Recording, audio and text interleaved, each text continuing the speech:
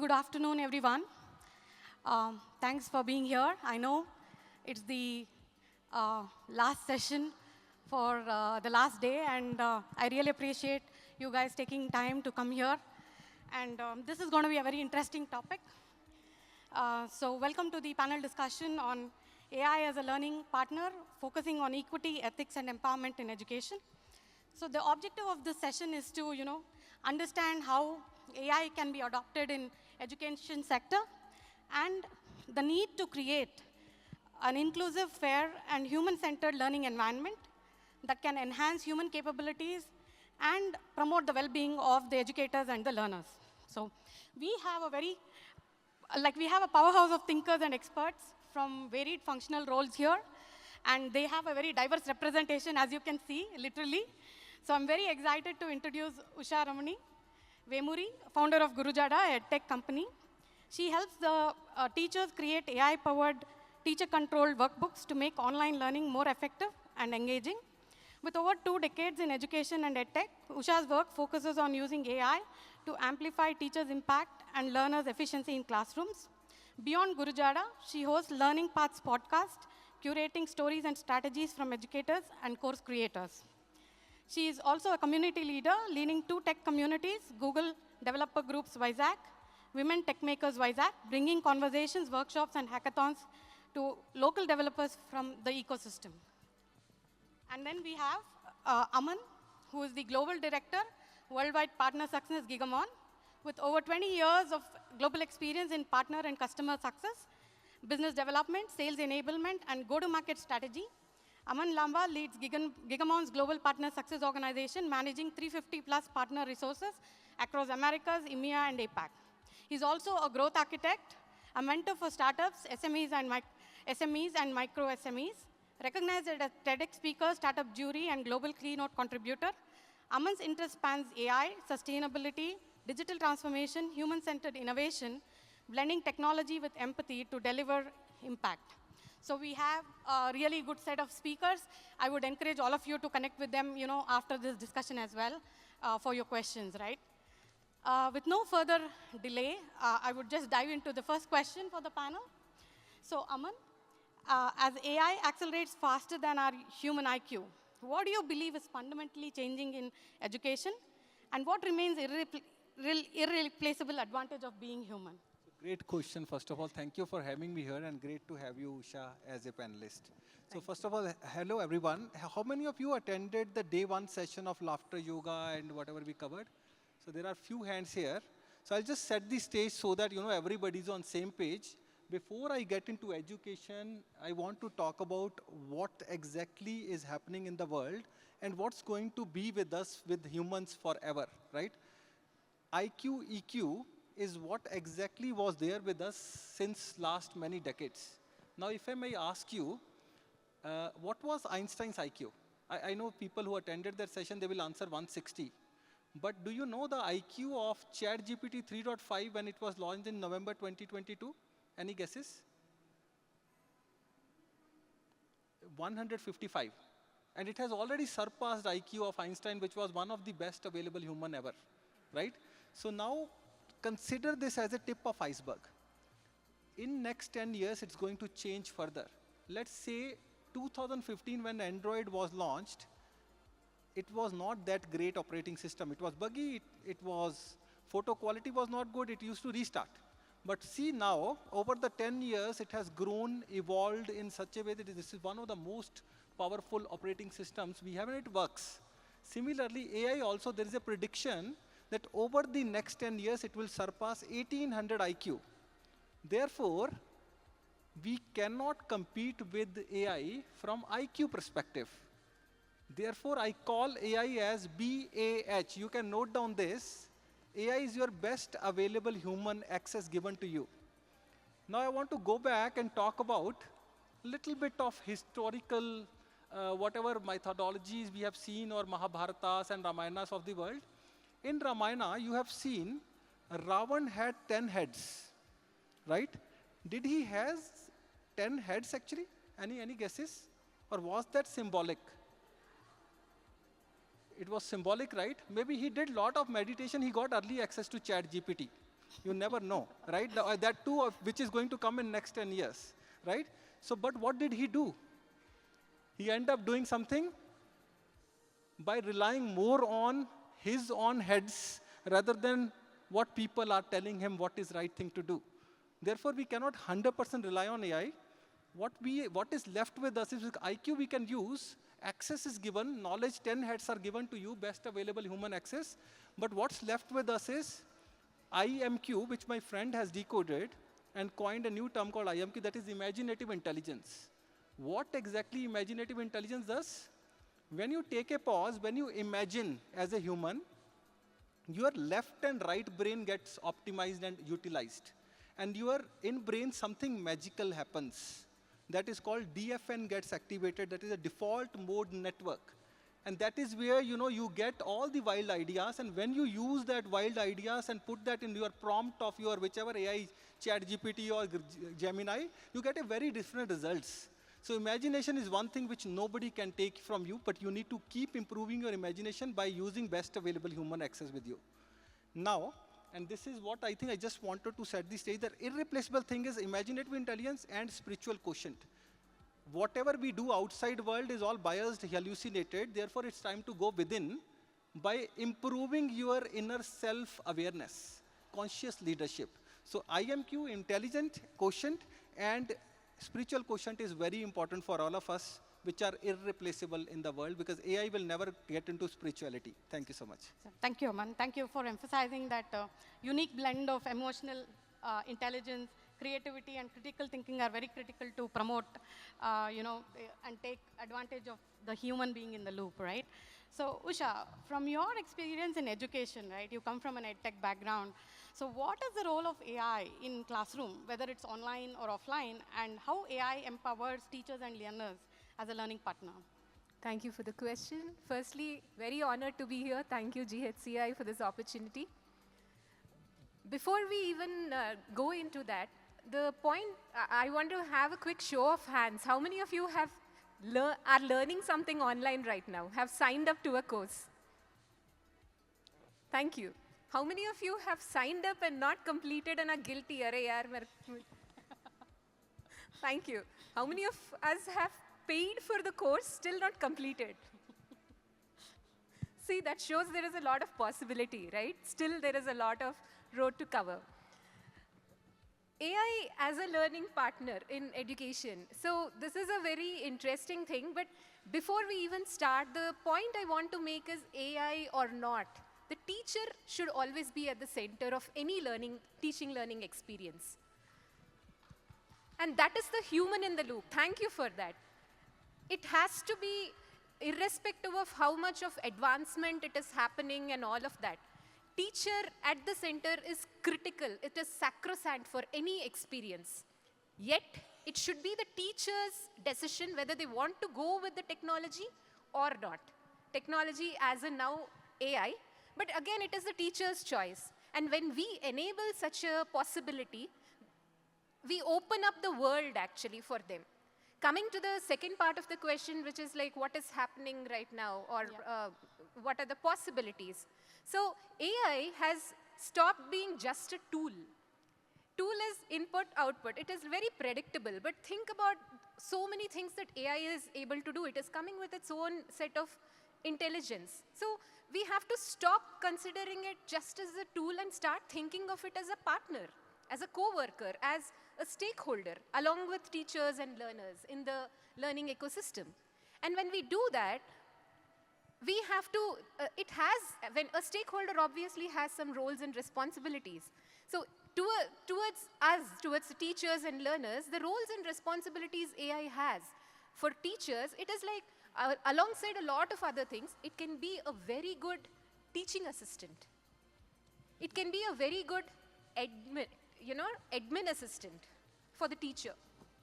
For the learner, it can be a great learning buddy. Alongside a lot of other things, but I want to emphasize on these especially. So when I say teaching assistant, let us dig down a little deeper. There is let us take a use case of an IIT preparation. How many of us have gone through that IIT and all of that actually? Thank you. We know how much, we need a teacher at that because it is a very critical goal for us. And there is a need for the teacher to be there, especially whoever, and he is an expert in that. But how much time they will be able to give? 1 hour per day, depending on what we sign up for, or 1 hour per week? How much of an expert he is, or he or she is? But think how much, if you are trying to take this entire thing not in person and trying to do it virtually, how much time do we need of them? That 1 hour, will it be sufficient? Definitely no. But can the teacher, for the same price point and for every same engagement, will he be able to give more time to us? No.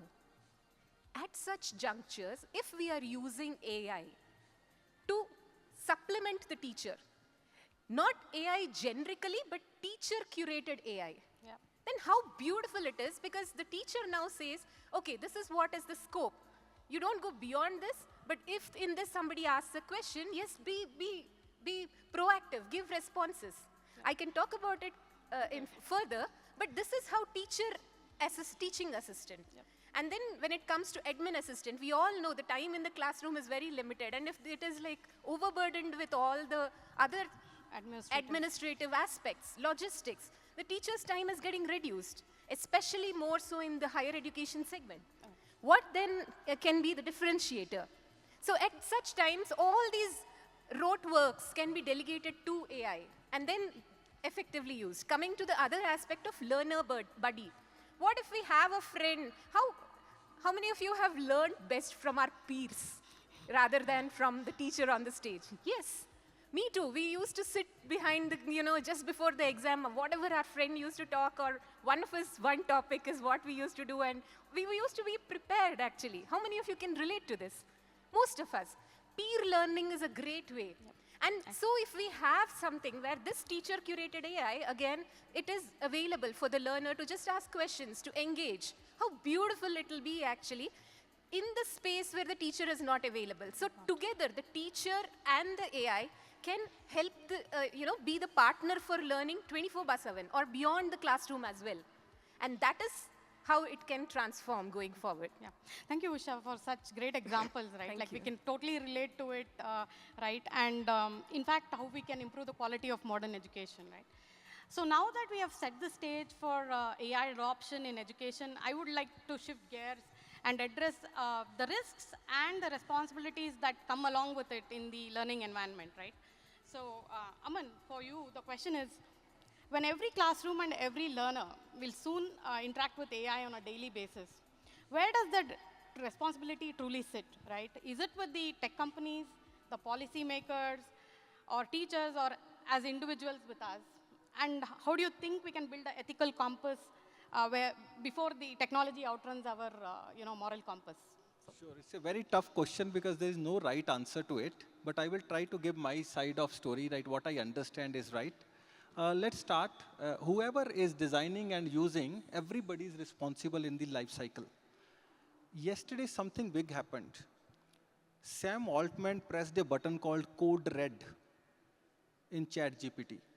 He said, we are losing the market share. He wanted to attract more investors to invest $1.4 trillion in the infra where he's not even making any profit yet. And suddenly Gemini 3 launched. And Mark Benioff from Salesforce, he's the CEO of Salesforce, he tweeted that when I use Gemini 3, I don't think I will go back to ChatGPT. And that created a big mess in the market and the perception about ChatGPT. He pressed a code red button and he invited for a special meeting last night. I don't care. Do whatever it takes to make it work. Right? So what does that mean? That means that there is a difference between need and greed. Companies, unfortunately, are in the rat race of becoming number one. Who are those three players? Microsoft, Google, ChatGPT. And I just want to stop here. I don't want to talk further. You guys are smart enough to understand whether it's a need or greed which is the fight going on. Now I'm coming back to each one of us, which I was talking to my friend Anjali about 90-10 rule. So every individual has got access to best available human. It can be your friend, or you can use it much more worse than a nuclear weapon. It's up to each one of you how you take charge of your destiny. Do you want to focus on need or greed? You are going to make it work, or you are going to screw up the entire world. So I request all of you to do it mindfully, focus on need and think about how it will impact others. And that's where I want to stop now. We can further discuss on this topic because it's very, very critical, sensitive topic to talk about. But think about the code red, what ChatGPT did. They definitely are going to get into greed mode soon. Thank you. So apart from the names and all that, right, I really want to focus on the principles of fairness, accountability, and how we can bring transparency and privacy to the adoption of AI, right? So Usha, so to you, the question is, what are your thoughts on responsible AI in education to address the concerns around ethics, bias, and transparency? Thank you for the question. Today, there is so much of information online available. So it's a time of information overload. And despite all of this, people are not learning as much as they want to. So information without the right kind of guidance is actually noise. So how does a learner seek the right signal in the midst of so much of noise is the question for a real learner, somebody who is curious to learn. And that is where the teacher comes in. Because he is somebody who has walked the path, who has experienced that. And he is ready to share those learnings back. So when it comes to responsible AI, I would again like to reiterate that the teacher should always be at the center. Now, the responsibility sits with the teacher, how he takes it forward. So it can be, as I previously discussed, as a learning partner. And as we go into the next steps or into the depth, it should be somewhere where the teacher is able to curate who goes actually, or the persona of the assistant, that is helping the learner. So think of something as if the teacher has something like we were previously discussing about teacher assistant and learner buddy. Now think if the teacher is able to give a persona and even a name to this assistant. We all know about Tenali Rama, or maybe Ayyo Shraddha. Shraddha is coming here actually. Okay. So what do you associate with those names? If it is Shraddha, it is like wit, humor, spontaneity. So if we say, the teacher says, these are the characteristics of the teaching assistant. Friendly, humorous, witty, nudging towards the answers, but not outrightly giving the entire answers. Something like this, that it enables them to go and think a step forward towards the solution, rather than outrightly giving the answer. So these are all thinking around AI and its responsible usage, especially in the context of learning, especially more so when it comes to learning on our own, which is more in higher education and all of that. And for opportunities, people seek more and more certifications and all of that. And there comes a time in everyone's life wherein you don't have that gentle nudging or accountability. You tend to drop off. It is at such critical points that if somebody, even despite being an AI, it comes up, it is very helpful. So to summarize, right, like what is my takeaway is, it's not a zero-sum game, right? It's a very collaborative, multifaceted approach to address the, responsible AI by design, right, from all of us. Thank you for all the insights, right? Both of you from your various, angles, right? I really like this because it's so diverse, right? We are not hearing the same things, right? And okay, now as we navigate through the AI revolution, right, and deal with the uncertainties, I want to really set the stage for the future as well, right? What is the direction that we have to tread to be able to handle the disruptions that AI is going to create, and how do we seize this opportunity, right, for betterment? So that's where, Aman, how can our participants here, right, navigate uncertainty in AI-first world, where past experience is no longer enough, and how do we reinvent and become gain the real competitive edge? That's the question for you. Sure, I think I will just try to set the stage by continuing on what I started, right? So we need to move from fear to hope to control.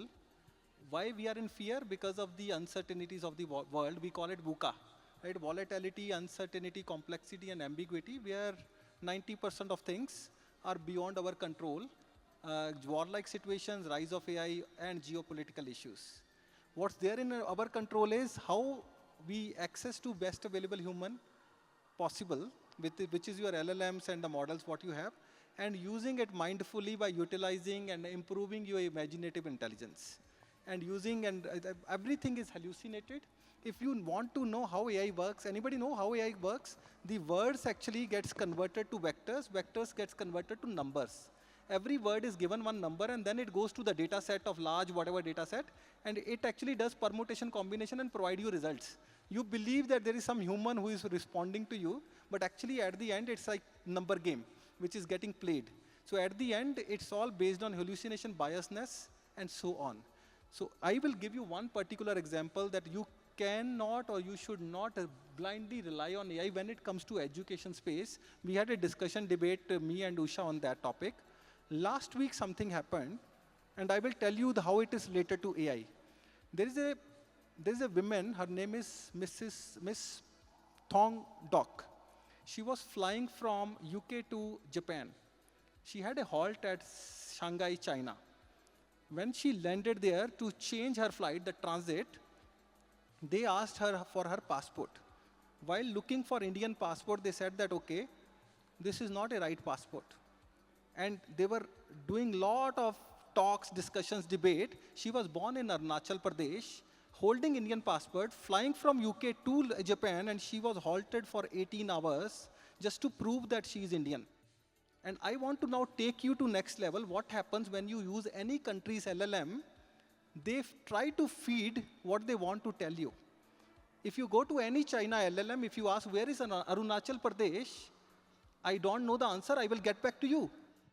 Is this something we want to teach our children, or we want to teach teachers? Can we simply rely on AI LLM? The answer is absolutely no. So that's why Usha is continuously emphasizing that teachers should be the center stage by making sure that what we feed forward to our community. Otherwise, we all are going to get manipulated, and we are already getting manipulated. And now coming back to question how to take charge of your life, focus on the 10% of things which are in your control by focusing on becoming your digital twin. Where you are and what's your best version, what exactly should look like. There are many ways to do that. One is if you really want to try it out, take a copy pen, just draw 2 circles. I call it wheel of life. On the left side, you draw where your time goes 24 hours a day. Just see whether it is balanced wheel or not. Your sleep time, your exercise time, your family time, your work time, everything together. It should have balance. If it is anywhere unbalanced, you need to go and draw your future state and then figure out how you want to achieve that balance. Otherwise, when you have an imbalanced wheel, when you even walk, when you even drive a car, how it behaves, how many bumps it will get you. So do this simple exercise. It will give you a lot of clarity on where you are and where you need to steal your time to make balancing in your alignment of your life wheel. Other thing is, if you want to rely on some tools, there are a couple of booths here. Booth number 8 is there, and opposite there is another booth. You can do the assessment and also explore and figure out your digital twin intelligence. So I leave it to you to do that. So thank you so much for attending, and I will leave it to Usha to share further. Thank you. So, Usha, what are your thoughts on AI future of learning and human flourishing? Thank you. There is a lot of possibility. So despite, see, COVID pushed us into that phase wherein we all have to start learning online and all of that. Still there is, as I shared previously, there is a space. And today, the only way it is being perceived is a couple of videos stitched together or something, a master class, which is very expensive. So these are like on 2 sides of the spectrum, which are like not doable by the common man.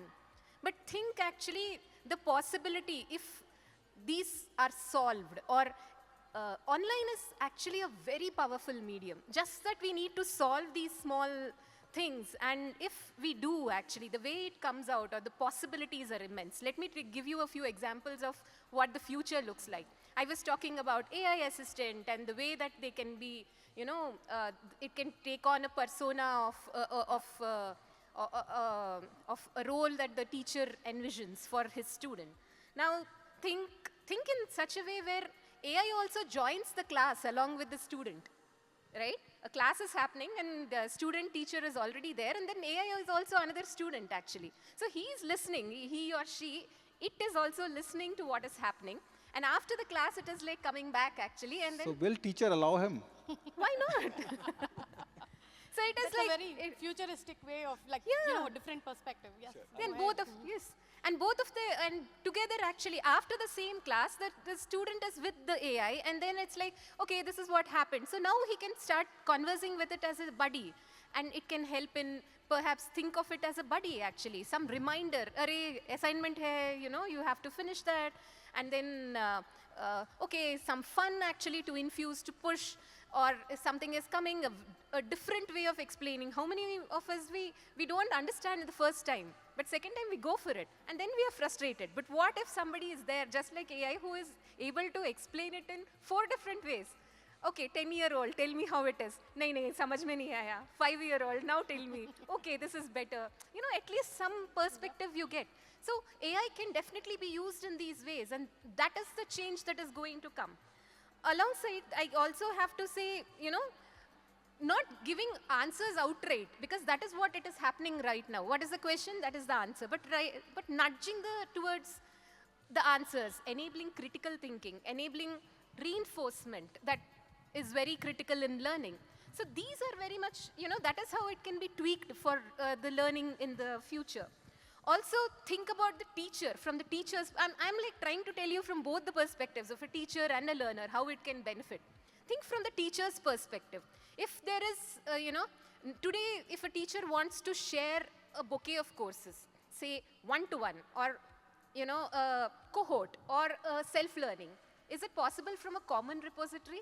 No, right? Like they have to do it at different places and all of that. But how powerful if they're able to do it all together, and then initially just put a few pre-recorded courses, put it together, and then put it out as a self-paced course. Very less cost. Now the same resources, on top of it, adding, some classes or some in-person classes, and then stitching it together and putting it out as a cohort, running for a batch, for a group. Definitely more, cost per se than the self-paced, but there is more engagement. Now think of it as, a one-on-one instruction where we go for the tutoring. All of this plus more of one-on-one classes. If the student is very challenged for the goal, or is very conscious of the goal and all that, he will go for a one-on-one, just like a consulting. Yeah. Now all of this together, how powerful actually. And coming back again, switching to the learner's side. The learner now has the power in his hand. What is the power? He can choose if he wants a teacher's intervention or not. If he's like, bhai, I can do it on myself, then do it. You have the self-paced from the teacher. Yep. And if you want, you can go back and go, take one-on-one session actually if you have some questions, and then together it becomes a very powerful course. So these are some ways in which AI can definitely help going forward. And they can help both the teachers and learners, and leaving you all that online is a very powerful medium. The next solution is like, how can we use AI and in addition to augment and amplify the teachers and learners, so that we get, I'm excited for what the future holds in education. Definitely, right? That's something to look forward to. And I would actually nudge that, how about we take a pledge about, how we can get responsible citizens, right? So we still have some time. Shall I share something Yeah, more? sure, please go ahead. So I see 6 minutes, so I want to utilize the time. In fact, wanted to ask the audience if they have questions, right, for us. But before we get into, I just want to cover a couple of more things which actually sets the stage for your future and your success. What I have figured out, as Usha also mentioned, we live in information overload world, right? And the way, little bit psychology behind it, what's going on in market and why we are addicted to mobile phone shots. Do you know that study happened in 1950 by two scientists? Yep. They did a study on white rats. When they pressed the liver of white rats, they were laughing, they were feeling joy. The success what they get after like examination result or something, right? For human, for example, they were getting that type of dopamine release in their brain when the liver was pressed for a couple of times. Then what they have noticed in 1950, I'm talking about by the way, okay? In 1950, those white rats started pushing their liver and started laughing and enjoying without eating, without even mating, without doing anything. They were so addicted to it because they were getting dopamine drive or release, and they were feeling that happiness and success without even doing any activity. And that's where a lot of avatars have come in Silicon Valley. They started Facebooks of the world, and they have actually hired some scientists to replicate the same, and we are rats now. What happens when you watch shorts? And sorry to say, you all can correlate with that. Why we end up scrolling, it's not when you watch shorts you get dopamine release. It's when you swipe what's next. And that's why you keep swiping until your brain becomes dumb, right? There is a concept called popcorn effect or popcorn syndrome. And that is exactly what was discovered in 1950, which they have replicated on humans, unfortunately. So if you really want to learn as an education space, shorts are bad for health. Go for real book, smell it, read, you will get better understanding. FOMO to JOMO, which a lot of people attended my other session, fear of missing out is you try to do everything, watch all shorts, you want to get every information of the world. It's okay to take a break and focus on joy of missing out. It's okay to leave the instant gratification and focus on long-term learning. Just think about it, what time I'm going to spend, is this going to help me next 10 years or not? Or is this instant gratification, is this dopamine release what you are trying to focus on? Do you know what is the biggest competitor of Netflix? Yes, you are right. It's actually your sleep. Just imagine that the moment you switch on the Netflix, there is a ta-dang, right? That's also designed by psychologists. The moment this happens, even your surroundings will hear that. They will say, oh shit, I forgot to watch my serial, which actually I have to finish.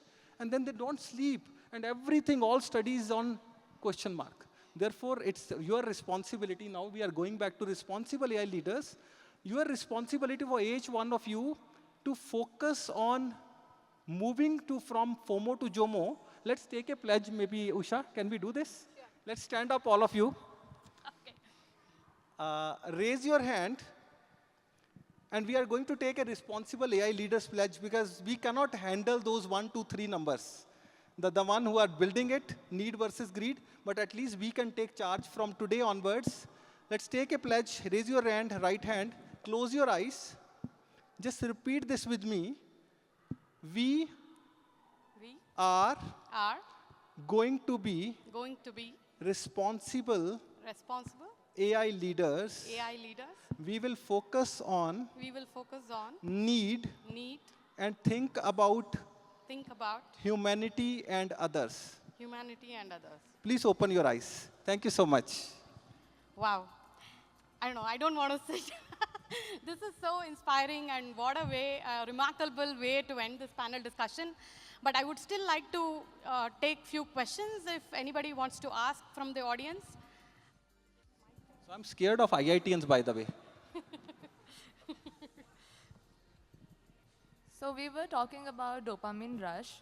So if I can give an example, in previous generation when we were kids, so TV was the dopamine rush, then social media came. Do you think AI will be the next thing for the kids to be out of the real world and have their dopamine rush from? I mean, we are constantly discussing about how kids should have access to AI. We can use it for learning, but we also mentioned about how noisy it can be. So what are your guys' thoughts about that? It's a very tough question if you ask me, right? When you say when we were kids, we were in a better situation because we had to wait for a particular time to release our dopamine. Now it's there in your pocket. Popcorn syndrome was not there that time. At least we knew that we need to play 4 to 6. 7 p.m. there is a news which we all used to watch together. I don't know which generation you are from. I'm talking about my Doordarshan and whatever, you know, the Alice in the Wonderland wala world. So that was a very good time. Actually, we used to spend at least time in laughing. And another exercise, what I did, day one, kickoff session, we did laughter yoga. And I asked people, when we were kid, in our days, I don't want to talk now, we used to laugh 400 times a day. Now I asked people how many times you laugh. The answer was on stage, 3,000 of them attending day one, 9 a.m. session. They said 2, 0, or 10. That was the answer. But our body demands that laughter, that happiness, that joy, which is missing now. So therefore, we are also starting one survey. You must be thinking what paper I was carrying. I was carrying this paper where we are collecting now happiness quotient survey from people, which we will then figure out how we can solve this problem. Because the way AI is taking over things, the kids are getting in depression and there is no excitement left in them. Whatever we used to do when we used to even write essays, right? My mama ji got me a watch, right? The entire essay is on the joy of getting a watch. Now you give anything to your kids, they will say, okay, what's special? Because they are living in a very different fantasy world. All the colors and the way it is designed are taking a ride. So we need to figure out at the end of the day, it's not money, happiness is success. So we need to find out how we can teach that to us and to our children. And one of the best ways is laughter yoga. Thank you. And don't forget the human in the loop, right? Can I ask a question? Yeah. Yes. So, Aman, in the beginning of the panel discussion, you were talking about how we have IQ, we have the knowledge, but there is the EQ that is within us, and also the other terminology that I'm forgetting at this point. However, don't you, or like, what are your views on this fact that presently, after the past couple of years or months, the LLMs and the present AI models and everything are also trying to imitate EQ at this point, and empathy is something that they are trying to bring into their system. And hence, which is also why people are also going towards AI for a substitute of therapy. I mean, this might be non-contextual, but I just had a thought. You're absolutely right. In fact, I have seen somewhere in Japan and Korea and a couple of countries, they prefer to have AI as their life partner than human. Because they believe, and this is true also, AI is designed to be goody-goody, right? So when you have a partner, you always have conflict and there is always chance of some difference in opinion. Like one guy will say switch on fan, another guy will say I don't want, right? So this is the way our humans are designed. But AI will say switch off, okay, I will switch it off for you, buddy, my baby, whatever, right? So this is what is going on, and you are right that, it's a actually fake world which we are living in. The emotional part is actually hijacked, and you are making dumbos of AI by overly relying on AI. So I would say that it's very risky. At the end of the day, spiritual part we need to focus more rather than emotional quotient, because that's all automatically you will get self-awareness, which will help you to understand what is right and what is wrong. Emotional quotient is question mark. So it's not empathy, it's plastic empathy is what we are saying. It's your self-awareness. She can add more, yeah. So, Usha, do you have any diverse point of view for this, right? See, having said all of that, see, I just want to take another stand. That's why I'm saying Yeah, this. yeah, That that's- human in the loop is definitely, and I have watched for it all through my talk.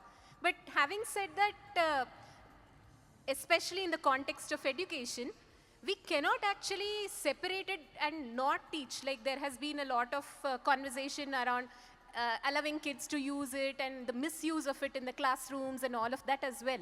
So, but then that cannot actually be justified, because if we are not teaching them the tools and the tricks of what they will be using for their tomorrow, right, for the next steps, it is sheer injustice. So that is where responsible AI again comes actually. So it is a double-edged sword. There is like both benefits as well as threats to it actually. And it is up to us how well we use it. Do we use it in a positive way, or are we using it to harm ourselves, is again a question to us. And that is where the human in the loop comes. That is where our our consciousness, our empathy, our intelligence comes into the picture. And we are the best judge for ourselves, right? So don't forget that. All these are augmented stuff that to aid us to, enhance our well-being and stuff like that. So it should not take over, basically, right? So I think the time's up, and I would really like to share my sincere thanks to both of our speakers and such an engaging audience today. Just Thank a you, everybody. small request. There is a survey which you all can come and fill, because this will help us to build that, why people are not happy and how to find out solutions to fix that in the AI world. So I'll be here. Come sign the survey, and we will take it from there and support the tribe as well. Thank you. Thank you so much. Thank you.